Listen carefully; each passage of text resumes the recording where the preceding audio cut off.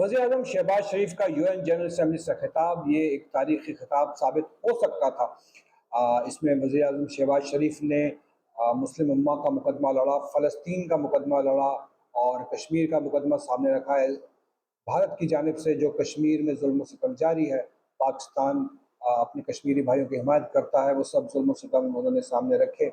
इसके अलावा फ़लस्तीन में जो इसराइली वहशत जारी है, वहाँ पर हज़ारों बच्चे, हज़ारों बेगुनाह फ़लस्तीनी शहीद कर दिए गए हैं और ये अभी तक जारी पूरी दुनिया इस जुल्म को रोक नहीं पा रही।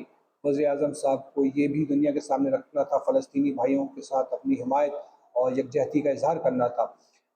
ये खिताब वज़ीर आज़म साहब ने शुरू किया कुरान की आयत पढ़कर और अच्छी बात है, करना चाहिए कि चूँकि एक मुस्लिम उम्मा का इस्लाम का मुकदमा लड़ा जा रहा था। लेकिन वज़ीर आज़म साहब ने जो कुरान की आयत पढ़ी वो गलत पढ़ी। जितना हमने सुना, जितना हम सुन पाए वो आयत गलत पढ़ी। वो आयत क्या थी? वो आयत सूरह यूसुफ की चौथी आयत से उन्होंने शुरू किया और उन्होंने क्या कहा, कैसे पढ़ी वो आयत, ये आपको सुनाते हैं। काल या अबती इन्नी रईतु अहद अशरा कौकबम व इसका अला यूसुफु लिआबही, ये आयत इस तरह शुरू होती है। लेकिन वज़ीर आज़म साहब ने पढ़ी काला लिआबही। ये दुनिया का सबसे बड़ा सियासी स्टेज है। अक़वाम आलम की तमाम ममालिक यहाँ पर जमा होते हैं अपने अपने मसाइल लेकर, अपने अपने मुकदमे लेकर। अगले साल उनके क्या टारगेट्स होते हैं, क्या अचीव करने उन्होंने, वो दुनिया के सामने रखे जाते हैं। यहाँ पर आपको गलती नहीं करनी चाहिए थी, ख़ुसूसन जब आप पुरानी आयत देख कर पढ़ रहे हैं। क्या आप देख कर भी नहीं पढ़ सकते? क्या आपको लिखने वाले ने गलत लिख कर दिया है? कि आपके सामने जो कागज़ है, क्या उस पर ये आयत गलत लिखी हुई थी? ये जानना भी बाकी है। ये आयत जो है जितनी हमने सुनी वो इसी तरह थी। आगे क्या पढ़ा वो हम सुन नहीं पाए, क्योंकि ऐसा होता है कि वहाँ पर यूएन जनरल असेंबली में जब कोई खिताब चल रहा होता है, इंग्लिश के अलावा किसी और ज़बान में जब खिताब हो रहा होता है तो उसकी ट्रांसलेशन शुरू हो जाती है वहाँ पर। तो जैसे ही वज़ीर आज़म साहब ने ये कुरान की आयत पढ़नी शुरू की और अरबी उनकी स्टार्ट हुई, शुरू हुई, उन्होंने पढ़ना शुरू किया, तो वो उसकी ट्रांसलेशन शुरू हो गई। तो हम बाकी की आयत नहीं सुन पाए और बाकी की उन्होंने कहाँ तक पढ़ी और कोई गलती तो नहीं थी। यार अल्लाह करे कोई और गलती ना की हो, लेकिन इस वक्त पूरी मुस्लिम उम्मा की आंखें आप पर जमी हुई थी। आपको इस स्टेज पर खड़े होकर वो बात करनी थी कि अक़वाम आलम के साथ साथ मुस्लिम दुनिया के मुल्क आपके साथ हों, आपके साथ हम आवाज़ हो जाएं।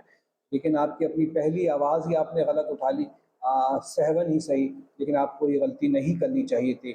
आमतौर पर ऐसा होता है जब कोई इस तरह की कुरानी आयत या कुरान का हवाला दिया जाता है ऐसे बड़े इवेंट के मौके पर, जहाँ बहुत बड़ा स्टेज होता है, तो उसका कोई मकसद होता है।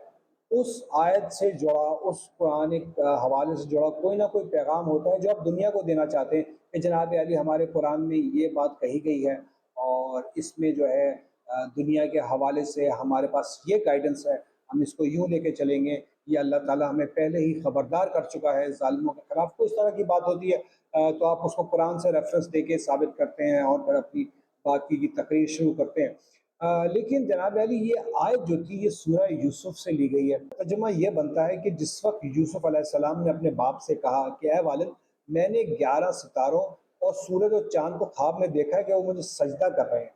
तो उनके वालिद ने कहा कि "ए बेटे, अपना ख्वाब अपने भाइयों से ना कहना कि वो तेरे लिए कोई ना कोई फ़रेब ना बना दें।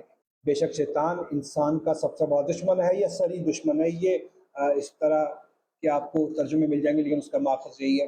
हज़रत यूसुफ के इस वाक़ये का, अपने बाप के साथ इस ख्वाब के डायलॉग का, सूरज चाँद के सितारों के सजदा करने का क्या मकसद था इस तकरीर के मौके पर? ये बात मेरी समझ में नहीं आ सकी।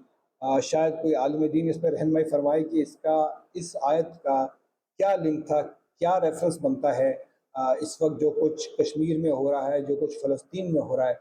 क्या वज़ीर आज़म साहब बताना चाह रहे थे कि एक दिन भारत और इसराइल उनको सजदा करेंगे, आलम इस्लाम को सजदा करेंगे? कोई रेफ़रेंस नहीं बन रहा। मैं ये समझने से कासिर हूँ कि ये आयत क्यों पढ़ी गई?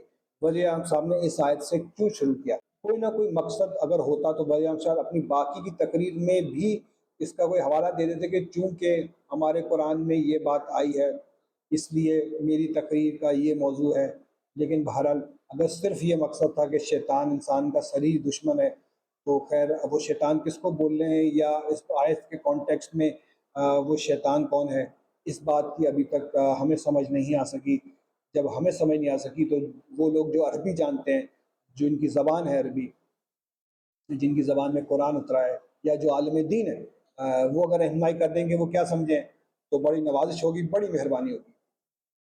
اس کے بعد جو کچھ وزیر اعظم نے تقریر میں کہا، غزہ کے حالات بتائے، اور بہت ہی زبردست بات کی، اچھی باتیں کی، دنیا کو جھنجھوڑ ڈالا، لیکن کیا دنیا جاگی ہے یہ دیکھنا پڑے گا، کیونکہ وہاں پر تقریر جاری تھی، اور ان کے بعد نیتنیاہو اسی دوران وہاں پر لبنان پہ، بیروت پہ اسرائیل نے 5 بڑے حملے کر دیے، اس میں کئی ہلاکتوں کا خدشہ ہے، ابھی ابھی رپورٹ چل رہی ہوں گی، ابھی ابھی حالیہ طور پہ اسرائیل باز نہیں آیا۔ ایسے موقع پر کیا کیا جاتا ہے، بجائے اس کے کہ آپ ان ظلم کی طرف، ان مظالم کی طرف توجہ تو دلاتے ہیں عالمی دنیا کی، لیکن کوئی نہ کوئی سلوشن بھی پیش کرتے ہیں، کوئی نہ کوئی ایسا قابل عمل لاہ عمل بھی دیا جاتا ہے کہ جس کے ذریعے آپ اس مسئلے سے نکل سکیں، یا اس ایٹراسٹی کو روکا جا سکے، یا اپنی مدد پیش کریں۔ لیکن ایسی کوئی چیز وزیر اعظم صاحب نے پیش نہیں کی، سوائے اس کے کہ وہ UN چارٹرز کی انہوں نے حوالے دیے، اور انہوں نے کہا کہ جناب علی 2 ریاستی حل کے ذریعے فلسطین کو آزاد ریاست ہونا چاہیے، ایک الگ ریاست ہونا چاہیے، اور کیا کہتے ہیں وہاں پر القدس الشریف کو اس کا دار خلافہ ہونا چاہیے۔ اچھی بات ہے، ہونا ایسی چاہیے، لیکن یہ پچھلے کئی دہائیوں سے یہی بات ہو رہی ہے، یہ بات کی جا رہی ہے، یہ کیسے ہوگا، اسرائیل کو کیسے میز پہ لایا جائے گا، یہ اٹراسٹیز کیسے روکی جائیں گی، یہ ہمارے وزیر اعظم صاحب کی تقریر میں بالکل نہیں تھا۔ باقی باتیں جو کشمیر کے حوالے سے تھی، کشمیر میں جو بھارتی مظالم جاری ہیں وہ بھی ہمارے وزیر اعظم سامنے گنوائے، بھارت کو للکارا، بھارت کو پٹھا، بہت اچھا کیا، لیکن اس کا سولوشن کیا ہے؟ آپ نے انڈیا کو ایک دفعہ پھر، بھارت کو ایک دفعہ پھر مذاکرات کی میز پہ آنے کی دعوت دی ہے۔ بھارت جو ہے اس معاملے پر خاموش ہے، پچھلے 4-5 سال سے خاموش ہے، وہ نہیں آ رہا، لیکن آپ کے پاس اس کا سولوشن کیا ہے سوائے اس کے کہ آپ وہاں پر کھڑے ہو کے تقریر میں اس کو ایک للکاریں، لفظی وار کریں، ان کو برا بھلا کہیں، لیکن یہ سلسلہ ایسے ہی جاری ہے۔ آپ کو کوئی نہ کوئی سولوشن دینا ہوگا، as a premier of the state آپ کو کسی نہ کسی طریقے سے آگے بڑھنے کی بات کرنی ہوگی، آپ کو کوئی نہ کوئی ایسا سولوشن دینا ہوگا جو قابل عمل سب کے لیے ہو۔ اس سے نظر آتا ہے کہ آپ کا ویژن کتنا ہے، آپ کی گرپ کتنی ہے حالات و واقعات پہ، اور آپ ان چیزوں کو، ان مسائل کو کس حد تک جا کر حل کرنا چاہ رہے ہیں۔ کشمیری عوام بہت قربانیاں دے چکے، بہت عزتیں گنوا چکے، بہت جوان پوری نسلیں اپنی شہید کروا چکے، کئی نوجوان لاپتہ، اور اب بھی ہو رہے ہیں، یہ سلسلہ اب بھی جاری ہے، ختم نہیں ہو پا رہا۔ آپ کیا کر رہے ہیں سوائے وہاں جا کر تقریریں کرنے کے، بھارت کو للکارنے کے، بھارت کو پھر تھوڑی سی چوٹ لگا کے کہنے کے چلیں جی آ جائیں مذاکرات کی میز پہ آ جائیں، بات کرتے ہیں، آزاد کرتے ہیں، آزاد کرنا ہوگا؟ کب تک چلے گا یہ میری سمجھ میں نہیں آ رہا، کوئی نہ کوئی سولوشن آپ کو دینا ہی ہوگا۔ اب آتے ہیں اپنے دوسرے مدعے کی طرف۔ وہ مدعا کیا ہے؟ وہ مدعا ہے جناب علی، مبارک ہو آپ سب کو، پاکستان کو IMF سے قرض پروگرام کی پہلی قسط مل گئی ہے جناب علی، $1,20,00,000 اسٹیٹ بینک میں جمع ہو گئے ہیں، آ گئے ہیں، بہت اچھا ہوا، زبردست ہوا، لیکن کس قیمت پر؟ 37 مہینے ہیں آپ کے پاس، یہ قرض آپ کو ملے گا، اور کس طرح ملے گا؟ وہ آہستہ آہستہ ملے گا، کس مد میں ملے گا وہ آپ جان چکے ہیں، لیکن شرائط کیا ہیں، پاکستان کو کیا کرنا ہوگا، پاکستان کو IMF کس طرح تگنی کا ناچ نچائے گا، یہ تھوڑی سی تفصیل آپ کو بتا دیتے ہیں۔ جو وزارت خزانہ کے ذرائع ہیں انہوں نے بتایا کہ جناب علی پاکستان کو بڑی کڑی شرائط سے گزرنا پڑے گا، IMF ایک ایک پیسے پر نظر رکھے گا، اور ٹیکس پر ٹیکس لگے گا آئندہ آنے والے مہینوں میں۔ پاکستان NFC ایوارڈ جس کے تحت وہ صوبوں کو رقم دیتا ہے اس پہ نظر ثانی کرے گا، کتنے پیسے کس صوبے کو کس مد میں دینے ہیں، کس حساب سے دینے ہیں۔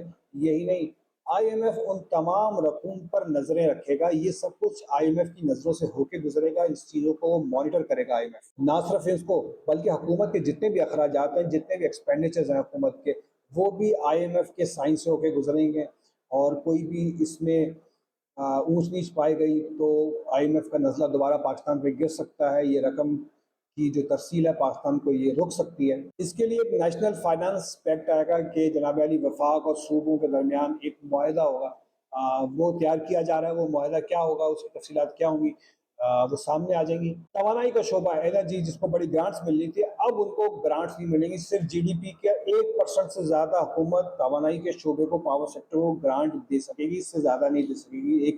1% سے زیادہ نہیں ملے گا۔ اس کا مطلب ہے کہ بجلی کی قیمتیں لامحالہ آپ کی بڑھیں گی، فیول پرائسز بڑھیں گی آپ کی، اور جو بھی چیزیں آپ کے پروڈکٹس فیول سے چلتے ہیں یا فیول سے بنتے ہیں ان میں اضافہ ہوگا، ان کی قیمتوں میں اضافہ ہوگا۔ اور کوئی بھی سیکنڈری گرانٹس جو ملتی تھی، چھوٹی موٹی گرانٹیں ملتی تھی اداروں کو، سیکٹرز کو، پاکستان وہ بھی نہیں دے سکے گا۔ پاکستان کے زراعت، زرعی شعبہ، یہ آپ کا ٹیکس نیٹ میں آئے گا، اس کو لانے کے لیے پورا انتظام ہو چکا ہے۔ آپ کی فصلیں جو آپ کی اگتی ہیں، ہمارے کسان بھائیوں پہ ٹیکس لگے گا، اور جو بھی تھوڑا بہت وہ کماتے تو اس قیمت میں اضافہ ہو جائے گا، ہمارے کسانوں کی قوت خرید کم ہو جائے گی، ہمارے اناج کی قیمتیں بڑھ جائیں گی، مزید خوراک کا بحران جنم لے سکتا ہے۔ حکومت جو ہے بجلی کی قیمتوں میں اگر کمی کرنا چاہے گی تو اس کے لیے اس کو پاور پرچیز جو بھی انہوں نے آئی پی پی سے معاہدے کیے ہوئے ہیں ان پہ نظر ثانی کرنی پڑے گی۔ نظر ثانی کرنے کا کیا مطلب ہے کہ جو بھی آپ کا معاہدہ ہے، جو بھی کانٹریکٹ ہے، وہ آئی پی پیز کے ساتھ جو بھی آپ کا کانٹریکٹ ہوا ہے اس کو دوبارہ ریوائز کیا جائے گا۔ اس میں ہو سکتا ہے آپ کو پینلٹی بھی پڑے، حکومت کو نقصان بھی ہو، وہ نقصان برداشت کرنا ہوگا آپ کو،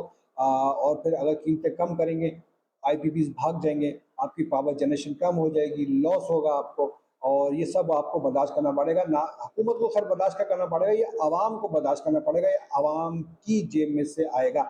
اور یہ جو ابھی پنجاب میں جو بجلی قیمتوں میں ریلیف ملا ہے، جس طریقے سے ملا ہے 2,000 3,000 4,000 روپے، یہ ریلیف بھی نہیں مل پائے گا، یہ ریلیف حکومت نہیں دے سکے گی، منع کر دیا گیا ہے۔ اور اس قسم کے جو ہے الٹھپ قسم کے ریلیف جو ہیں، آئی ایم ایف نے کہا ہے نہیں جی، نہ صرف پنجاب بلکہ کسی بھی صوبے میں کہیں بھی یہ نہیں دیے جا سکیں گے۔ اور فصلوں سے جڑی ایک اور بات یہ تھی کہ جناب علی، آپ کی جو غذائی اجناس ہیں ان کی امدادی قیمتیں متعین کی جاتی ہیں حکومت کی جانب سے، سبسڈائز قیمتیں ہوتی ہیں، ان کا تعین بھی حکومت نہیں کر سکے گی اب کہ جناب علی اتنے کا فروخت ہوگا، وہ ڈیلرز کریں گے، یا پھر جو آپ کی تھرڈ پارٹی ریٹیلرز ہیں وہ کریں گے۔ کیسے کریں گے یہ فارمولہ ابھی تک طے نہیں پایا، لیکن اس سے یہی صاف نظر آ رہا ہے کہ یہ معاملات اب حکومت کے ہاتھ میں نہیں رہیں گے، چونکہ اس کو ٹیکسیشن کو کور کرنا پڑے گا، اور اس لیے حکومت کی توجہ زیادہ تر ٹیکسز کی طرف ہوگی، نہ کہ پرچیزنگ کی طرف، نہ کہ لوگوں کو ریلیف دینے کی طرف۔ تو یہ مہنگائی لامحالہ بہت بڑھنے والی ہے، بم پھٹنے والا ہے، غریب آدمی غریب سے غریب تر ہوگا، اور ایک کیوس مچنے والا ہے۔ اللہ تعالیٰ خیر کرے، ہمارا حامی ناصر ہو، اللہ تعالیٰ ہمیں اس میس سے نکالے، کیونکہ اب جو حالات ہیں آئی ایم ایف کی اس قسط کے ملنے کے بعد یہ اچھے نظر نہیں آ رہے، جو آئی ایم ایف کی کڑی شرائط سامنے آئی ہیں۔ اللہ تعالیٰ ہم سب کا حامی و ناصر ہو۔